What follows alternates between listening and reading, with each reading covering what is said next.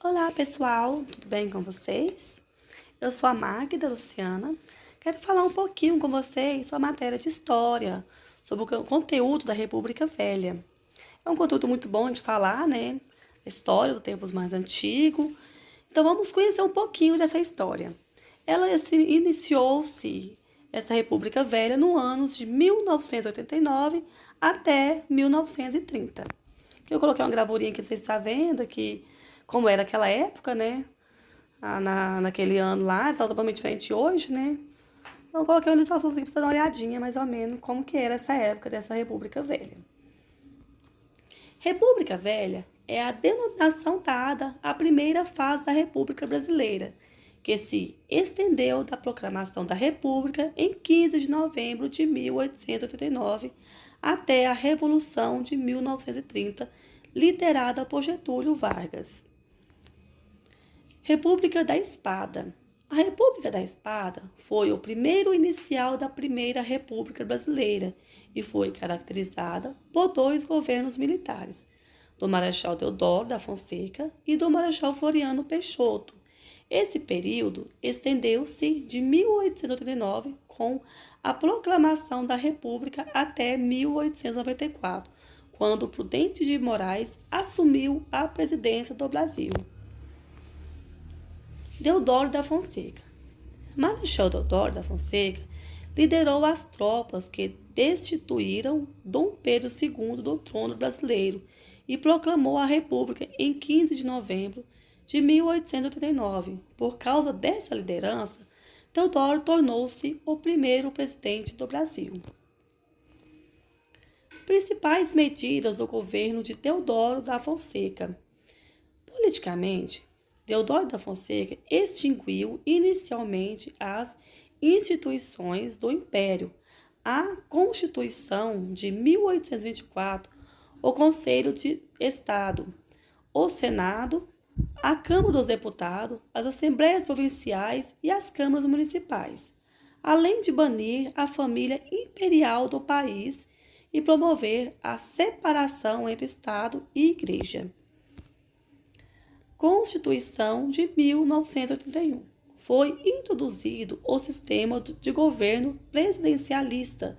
O presidente da República, chefe do Poder Executivo, passou a ser eleito pelo voto direto para um mandato de 4 anos, sem direito à reeleição.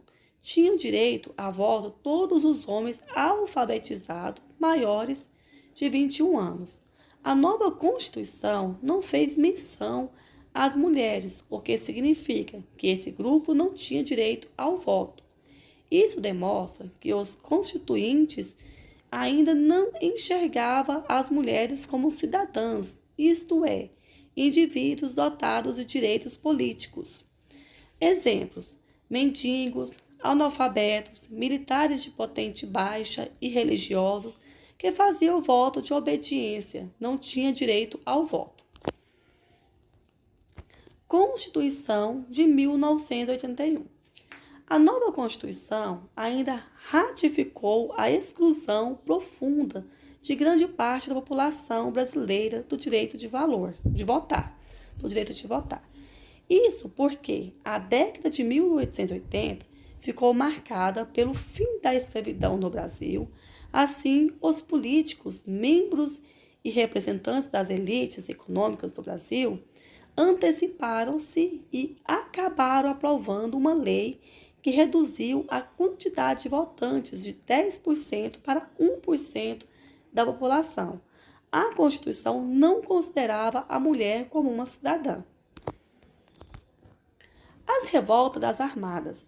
A revolta da Armada, organizada pela Marinha, aconteceu no Rio de Janeiro entre os anos de 1891 e 1894. Exigiu maior participação dos marinheiros na República Brasileira e foi contrária à concentração de poder nas mãos dos presidentes da República. Primeira Revolta da Armada. Iniciou-se em 1891. Logo nos primeiros meses de governo constitucional, Deodoro da Fonseca entrou em conflito com o Congresso, pois os parlamentares não lhe concederam amplos poderes para consolidar a República e combater os seus inimigos. Em 3 de novembro de 1891, o presidente ordenou que o Congresso fosse chamado. Esse gesto autoritário desencadeou a primeira revolta da Armada. Os marinheiros que aderiram à revolta aprisionaram navios e patrulharam a Baía da Guanabara, lançando bombas no Rio de Janeiro. Os fortes se aliaram ao governo e revidaram os ataques. Deodoro da Fonseca renunciou à presidência da República, pressionando pelo parlamento e pelos militares. Com o fim do governo, os revoltosos entregaram as armas, pois tinham obtido o que queriam. Segunda Revolta da Armada. Iniciou-se em 1892 até 1894. Em 1892, os marinheiros desencadearam a Segunda Revolta da Armada, exigindo que Floriano Peixoto cumprisse as regras constitucionais. Dessa vez, os revoltosos queriam lutar pelo poder e não mais apenas reagir ao autoritarismo e descumprimento das leis por parte dos presidentes da República. Os marinheiros atacaram Niterói e a capital federal foi transferida do Rio de Janeiro para Petrópolis em 1894. Percebendo a derrota iminente, os revoltosos fugiram da Baía da Guanabara em direção ao sul, na cidade de Desterro, atual Florianópolis, lutar na Revolução Federalista. Floriano Peixoto iniciou-se em 1891 a 1894.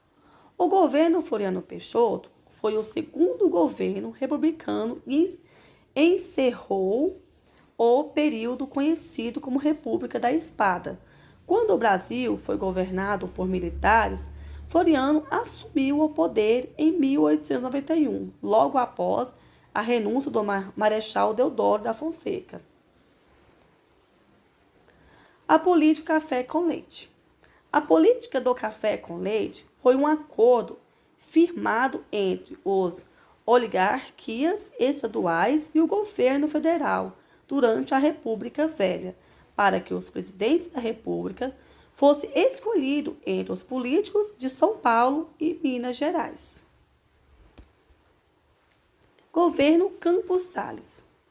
O governo de Campos Salles ficou politicamente reconhecido pelos seus esforços destinados à consolidação dos interesses políticos das grandes oligarquias cafeeiras.